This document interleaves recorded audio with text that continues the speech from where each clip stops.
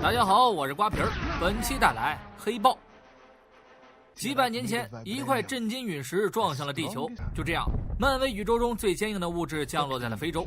直到人类出现，他们5个部落称此为瓦坎达。部落之间多年斗争，但是有一天，黑豹女神巴斯特的幻影引领着一位战斗僧人找到了新型药草，这种植物可以赋予人类超强的速度与感官。僧人也因此成为了第一代黑豹瓦坎达的第一任国王，他统治了4个部落，唯有贾巴里孤居在了雪岭之间。瓦坎达利用震惊迅速发展着科技，超越了所有已知国家，而世界也发生了大战。为了保护好震惊，瓦坎达从此隐匿于世。1992年，皇家亲卫队找到了恩乔布，瓦坎达的王子，证明了自己的身份后，国王特查卡亲自驾到，见到了弟弟过得还可以，哥哥特查卡欣慰地笑了。但瓦坎达并不和平，克劳偷走了500斤的震惊，他在边境地区引爆了炸弹，死伤惨重。克劳的一切行为证明了瓦坎达出现了内鬼，而内鬼就是弟弟恩乔布，一直在他身边的兄弟，也是哥哥派来的卧底祖瑞。特查卡想要带弟弟回瓦坎达接受制裁，朦胧的飞机逐渐远去，只留下了惊讶的儿子。1周前，特查卡死于联合国的恐怖袭击。继承王位的特查拉准备回到家乡进行加冕仪式，他现在要把老相好纳奇亚一起带回瓦坎达。特查拉跃下飞机，摧毁了汽车的动力。恐怖分子发现异常，却已经来不及了。陛下收拾他们根本不费吹灰之力。知道噩耗的纳奇亚也陪伴着特查拉启程前往瓦坎达。穿越屏障，他们回到了家。超时代的科技让瓦坎达就像一座未来城市。妹妹苏瑞和奥克耶调戏着特查拉。苏瑞作为瓦坎达的科技负责人，他掌管着瓦坎达所有的尖端技术，包括哥哥的各种装备。妈妈也为特查拉感到无比的自豪。伦敦一处博物馆中，艾里克咨询着管理员各种文物的历史。听到一个锤子的故事后，他质疑管理员锤子的由来和所谓的历史。艾里克对这个震惊制成的锤子很感兴趣，他准备把它带走。管理员还没多说，就腹痛地倒在了地上。克劳佯装医护人员，杀死了所有人。曾被奥创砍断手臂也接上了高科技假肢。他们最终抢走了这块够分量的震惊。加冕仪式正在举行。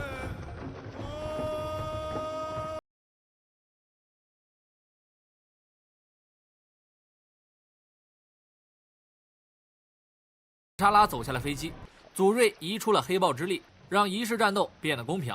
只要一方倒地或者死亡，胜利者就有资格登上王座。4部落全部放弃挑战，只有贾巴里的首领姆巴库参与了挑战。他们的部落与其他人从来都没有和睦相处。为了瓦坎达的未来，他决定挑战特查拉。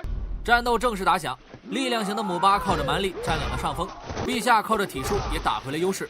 姆巴库怀中抱杀，铁头功磕的陛下有点蒙圈。在妈妈的激励下，陛下反手打得姆巴库头破血流。尽管自己被插了一枪，但黑豹不发威，你他妈当老子是只猫啊！被制服的姆巴库只好选择投降。特查拉成功登上了王位。他喝下了新型药草来恢复黑豹之力。被活埋的特查拉见到了瓦坎达的所有国王，包括自己的父亲特查卡。他愧疚自己没有救下父亲。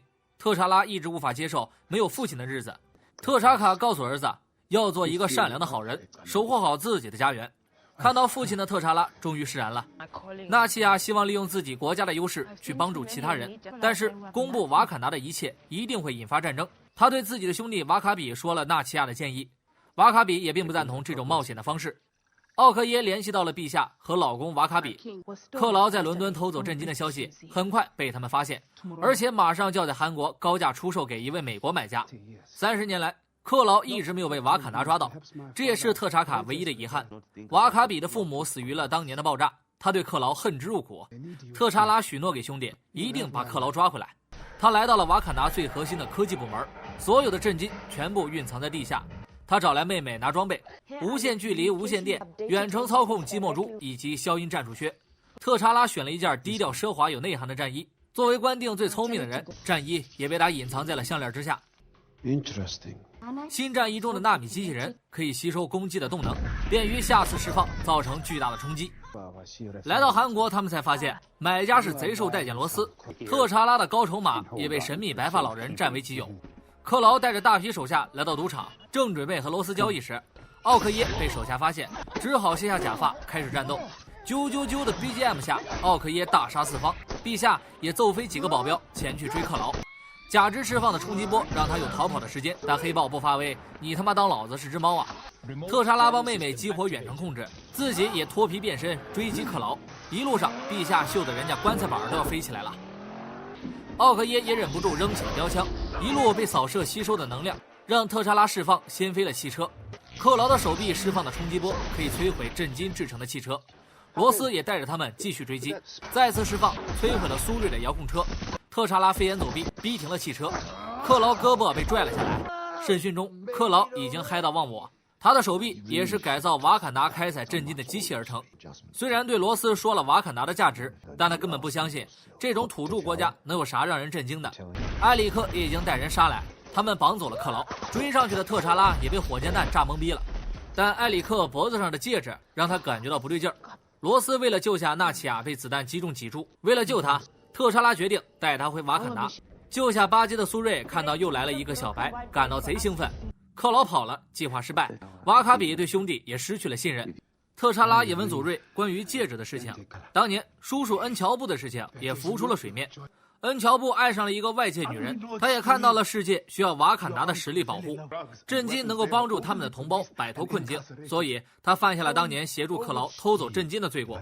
但特查卡为了世界的和平，不同意把一切公诸于世，威胁祖瑞生命的弟弟就这样被哥哥痛苦地夺取了生命。这件事情也被永远地隐藏了起来。可怜的埃里克就这样被孤独地丢在了外界。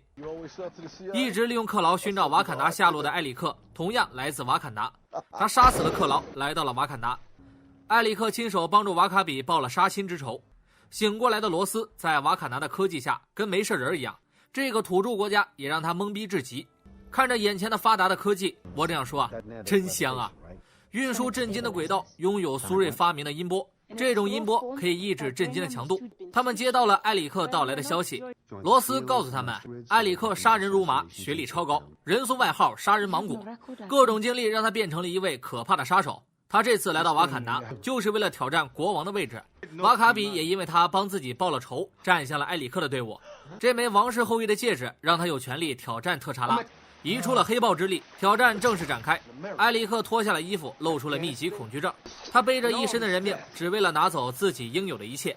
多年的经验让他和特查拉打成了5-5开，但他的心比特查拉狠得多。善良的特查拉并不想下杀手，可是自己的表弟招招致命，想要救下特查拉的祖瑞也被夺走了生命。绝望的特查拉失去了战斗力，最终被埃里克扔下了悬崖。家人的绝望并不能改变埃里克成为王的事实。奥克耶眼含泪水保护这个自己不想保护的新国王，国家亲卫队誓死效忠国王，所以他并不能离开。纳奇亚带着妹妹和妈妈逃离了瓦坎达，喝下了新型药草。埃里克也被活埋。他看到了自己的父亲，虽然他们被家人抛弃，但父亲告诉他，瓦坎达的日落是世界上最美的景色。他醒来后的第一件事就是烧毁了所有的新型药草。纳奇亚偷走了其中一枚，他坐上了王位，决定完成父亲当年未完成的意愿，把瓦坎达的武器交给外界的同胞，这样他们足以翻身征服世界。逃走的家人只能求助贾巴里部落帮忙，他们想让姆巴库食下新型药草。姆巴库带他们看到了半死不活的特查拉，但他的心跳坚持不了多久。妈妈喂给儿子瓦坎达最后一枚新型药草，所有祖先都来迎接特查拉的到来。他责怪父亲丢下表弟一个人不管，父亲选择了国家，选择了人民。他不想和祖先一样，为了隐匿瓦坎达不顾外界死活，但他不能就这样死在这里。他醒了过来，但他自己一个人的力量无法扳倒埃里克。他请求姆巴库借他人手，姆巴库告诉他，我绝对不会帮助你的。震惊正在按照计划快速装箱，准备发往外界。一架飞机被击毁，特查拉现身保护家园。苏瑞一行人也潜入研究所，看到真正的国王到来，夫妻俩也发生了分歧。奥克耶帮助特查拉对抗埃里克，瓦卡比带人杀向了特查拉，边境的防御被特查拉瞬间摧毁。眼看打不过，瓦卡比呼唤了自己的犀牛大军。罗斯也在苏瑞的安排下，驾驶遥控战机摧毁飞走的运输机。埃里克夺走了亲卫队的生命，让奥克耶暴怒。同样能力的战衣让埃里克摆脱了束缚。苏瑞也和纳奇亚攻向金钱豹。罗斯作为王牌飞行员，打了一手好飞机啊！虽然放倒了犀牛，但特查拉不占人数优势，很快被群砍。妹妹危在旦夕，哥哥拉着埃里克摔下了轨道，命令妹妹开启音波。没有震金保护的情况下，两人再一次公平决战。罗斯本人也面临危险，时间不多的他重新回战场完成任务。罗斯完美的击落所有战机，自己也及时逃脱。奥克耶也被边境部落包围，为了瓦坎达，姆巴库带人赶来支援。气急败坏的瓦卡比想要撞死姆巴库，但是犀牛在妈妈面前停了下来。这倒霉玩意儿在老婆教育下跪地投降。两个豹子的战斗也还未结束，特查拉终于下了杀手，击败了弟弟。他想要看父亲口中的日落，哥哥带他完成了心愿。看着日落，他也总算是回到了家里。特查拉希望他能够跟在自己身边，不想做阶下囚的弟弟，让哥哥把自己葬在海里。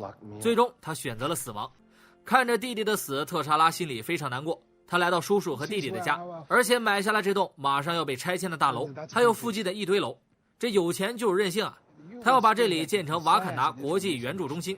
他也决定完成他们的愿望，将瓦坎达公诸于世。发布会上，面对联合国的冷嘲热讽，陛下只是微微一笑。片尾中，白狼巴基醒了过来，这个老兵要再次为了和平而战。好了，感谢大家的收看，欢迎关注订阅瓜皮的栏目，下一期《复仇者联盟3：无限战争》。